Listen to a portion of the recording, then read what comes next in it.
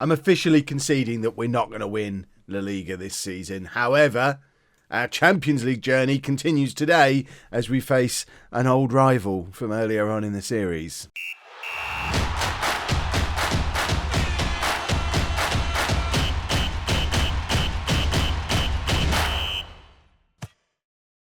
Hello and welcome to Club 6, part 17 of Non-League to Legend. I'm Kevin. Coming up on today's episode, we are away against Leipzig in the first leg of the first knockout round of the Champions League. And then we've got a La Liga game against Espanyol. Since you were last with me, we lost an important game to Atletico Madrid, which kind of reversed winning against Real Madrid, really. We have won other games as well. And we talked about this in the last episode. We're winning a lot of games. We are playing very well, but there are just 3 teams in this league that are playing on another level, and we're very lucky that this is the season that they've pushed the qualification spots back out to 4 for the Champions League in this league, because we're not going to finish in the top 3.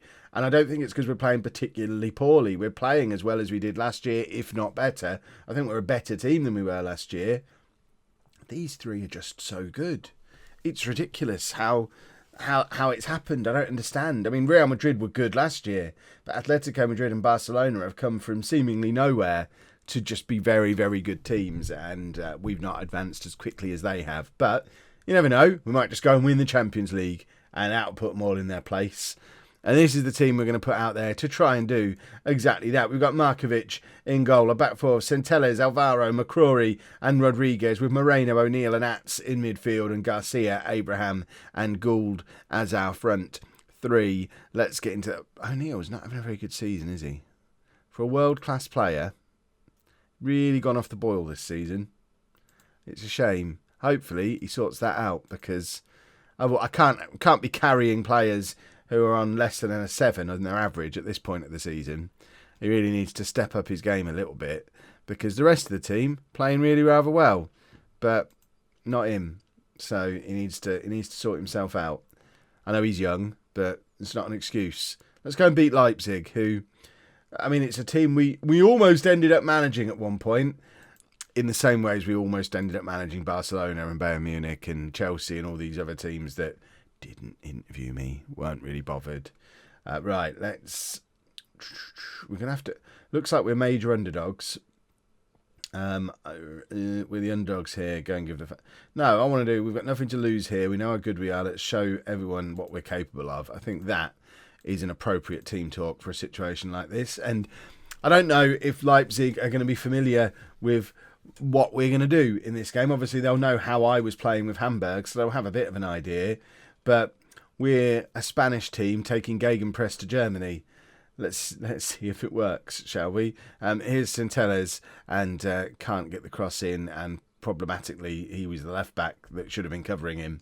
There's O'Neill playing it through to Abraham. Abraham tries to slot Gould in, but Gould can't get there. It's raining a lot here in Germany. I don't miss this. I've enjoyed growing my lettuces and stuff down in Seville.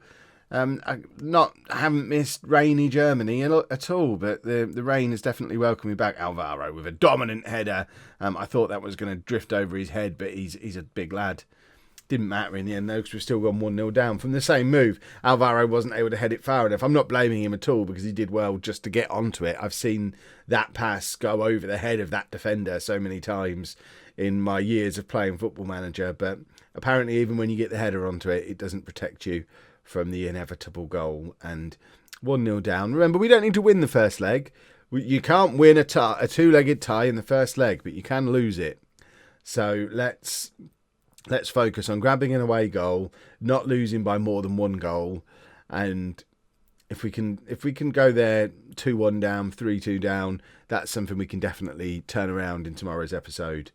We've done that before. If we lose 2 or 3-0 today, then the season's effectively over, because we're not going to win La Liga. It just becomes about trying to qualify again for next year and do it all again next time round, I guess. Make it a learning experience. But we're not going to start thinking about that yet. We're going to try and win this game. I think it might be a good opportunity to have a little bit of pre-half-time passion.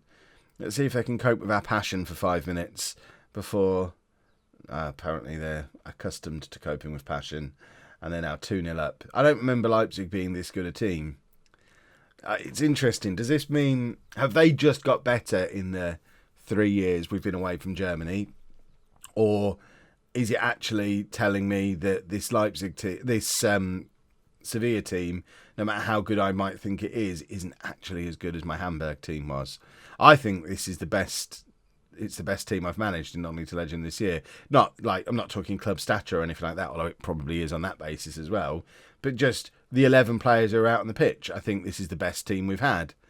But we never got battered by Leipzig like this when we were at Hamburg. I'm going to have a look. He's got a hat-trick. I don't like him at all. We've, this is a bit... I feel a bit shell-shocked. I was expecting this to be I thought we were going to be fairly evenly matched teams. Leipzig, who were like always sort of top 6 when we were there, but never really challenging for the league, against Sevilla, who were always kind of top 6, but never really challenging for the league. I thought we were roughly similar. Now we've got a mountain to climb in this second half, but Garcia has taken the first step towards climbing that mountain, because if we can, like I said at the start, if it's 3-2 going into the away leg, then I think we've got a very good chance, because we've got an away goal now. An away goal is always helpful. Garcia with a lovely little header from the Gould cross. And I'm going to shout at them at half-time, obviously, and see if we can spark a bit of a revival in this second half. So, assertive. See, we're still underdogs. That's the problem. Show me something else in the second half. O'Neill's not happy. Well, Paul, I'm sorry, but you've not played very well at all this season. So I'm asking for a performance today, if it's all the same with you, Mr. World Class. Garcia, back to O'Neill, to Abraham. Abraham plays Rodriguez in a crossing position. There's no one in the middle, though, but it falls to Atz. Rodriguez is still out there, but it comes to Moreno, and now O'Neill. And I thought he'd stuck it in then, and I was going to have to take back all the smack talk. But they've had 3 shots and scored all 3 of them. That's disgusting. That is utterly vile that that's a thing that's been able to happen. Rodriguez. Back to Rodriguez again. Cross towards Abraham. Can't get there. But Moreno is getting a lot of ball time. O'Neill this time hits the frame of the goal. And he's getting closer. He's going to do one of them in a minute and it's going to fly in. Let's have some passion to see if passion... I know this is our second dose of passion. You can be over passionate, but we're not. We're going to be the right amount of passionate.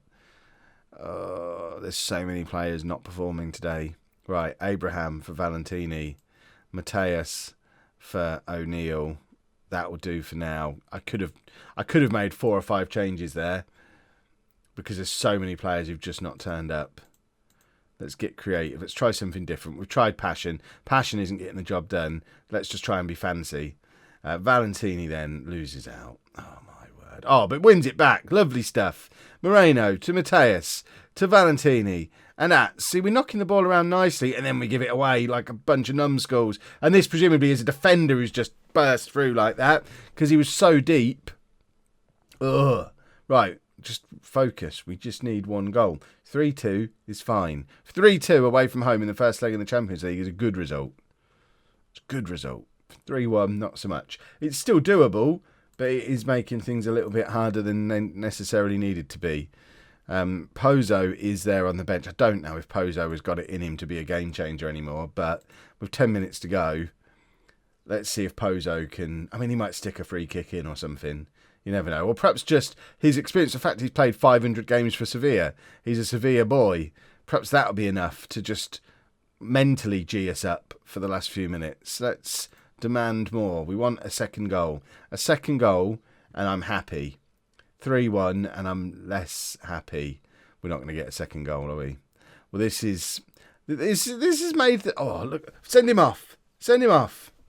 No? I mean, if we can keep that striker under control in the second leg, looking at those stats, we've absolutely battered them. They've just got 1 good player, but he happened to score a hat-trick with the only shots he got. Weird. Oh, no, they're assists. Where is he? Him. Brian Cieza. £62 million worth of player who they've had since way back. He's not even that good. How good are Leipzig? 3rd. We've got them. In the second leg, we're going to have them. Guaranteed. Let's assertively say I'm far from pleased with what I just got. You know what I was saying. You can read. hopefully we'll turn that around against Espanyol, and then tomorrow, second leg, we'll have them. We're going to win the Champions League this year, I've decided. A couple of changes for the Espanyol game then. Woudenberg comes into the team, partly because he's on a 7.25 average for the season, so he's official, I guess, in fact, second best defender. Perhaps we should be playing the ones with the best ratings. Moreno's tired, so he drops down to the bench. McCrory pushes forward to play at the base of the midfield, and Valentini's going to come in for Abraham, because Abraham's just forgotten how to score again. Not that Valentini has scored particularly consistently either. And I guess if we are comparing this Sevilla team with our Hamburg team, then it would be nice to have a Liam Thorne, and I think that's what we're missing. Right, we need to be assertively going out there and winning this game. We tried the nicey-nicey against Leipzig and got absolutely battered. So, fingers crossed, tell them off, put them in their place a little bit, and they'll go out there and give us a performance against Espanyol. Espanyol are down in 9th in the league, so they are a team we should be capable of beating. Not that winning lots of games in the Liga seems to matter, because the three above us just get magic points for winning games that, I don't even know, they've won more games than we've played, I think. It's ridiculous. Ats now, can he do something special for us? Now he's back from his little Olympic qualifiers. Ats plays it into Gould. Gould to O'Neill.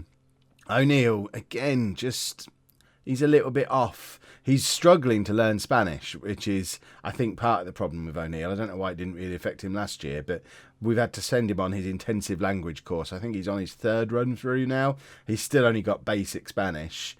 I think the problem with O'Neill is he's just not very bright. But hopefully, sooner or later, he'll learn the lingo and at that point be able to contribute a little bit more on a regular basis, which it does seem to be a big thing. Being able to speak the same language as the players seems to be a bit of a big issue. I wonder if it's maybe because I'm now fluent in Spanish. Perhaps I'm doing my team talks in Spanish this season, whereas last season I was doing them in English. So it was O'Neill and McCrory were like, yeah, I know what's going on. No, none of the rest of you do, but McCrory will translate. Whereas now I'm doing them in Spanish, and McCrory perhaps isn't translating back to English for it. I think that's a bit of a stretch, but it might be an explanation, maybe. Valentini's in, and Valentini scores 5th of the season for Valentini. It kind of came from nowhere. Garcia slotted it into him, and it shows that Abraham doesn't really score that kind of goal. He scores more of the tap-ins, and he's more of a striker, a finisher, a poacher, whereas Valentini is a little bit more likely to it wasn't really a goal from nowhere, it's a lovely through ball, but I've kind of been conditioned to seeing how that pass comes through. Abraham's going to hit it straight at the keeper, and he might score from a corner a little bit later on, whereas with Valentini, he can do that, which is very pleasant. O'Neill now. Plays it in to Valentini again, who finds Garcia. Garcia now bursts through, and that I think did bounce off the top of the crossbar. See, as it stands, we're winning again, and we're still 11 points behind Atletico Madrid. I don't understand what we've got to do to catch. I guess what we've got to do to catch them is start beating them all consistently. We did beat Real Madrid, but they're still 8 points ahead of us. But we then lost Atletico Madrid. And I think the thing is, they don't lose very many games. We've lost 5. Which is more than any of that. We're drawing more. So they are winning more often than we are. That's how they've got more points. They're winning more games. Who knew?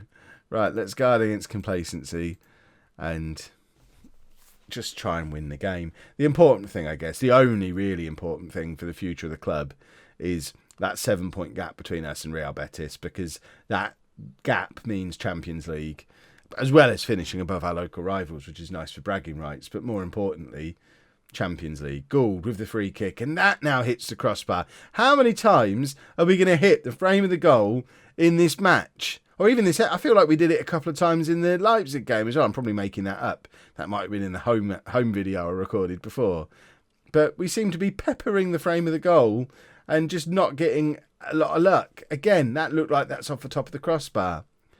With just these little marginal luck situations don't seem to be going our way today. And it's troubling me. Rodriguez to Ats. Gould now plays it into Ats. To O'Neill, who again has a shot and it goes wide. Because that's all he seems to do these days. Right, O'Neill is coming off. He's had a really poor game. Mateus can come on for him. And I think I'm going to take off McCrory and get Moreno on.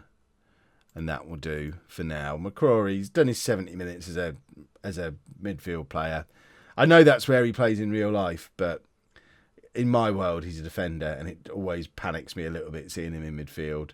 Centelles could do with coming off, but we don't have Calvillo available to come on for him, so he's just going to have to stay on and like it.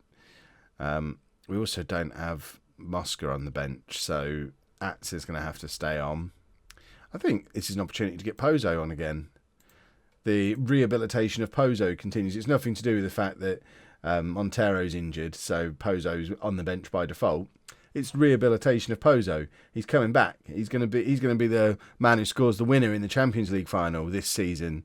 When we win the Champions League this season, that's what we want to be doing. Right, this is for goodness sake. For goodness sake. This is why those three get ahead of us, because these are the games they hold on to the 1-0. They win the match. We concede the 90th minute equaliser that's just from nowhere. It's an aimless ball forward. Just so stupid that we're conceding goals like that. Oh my word.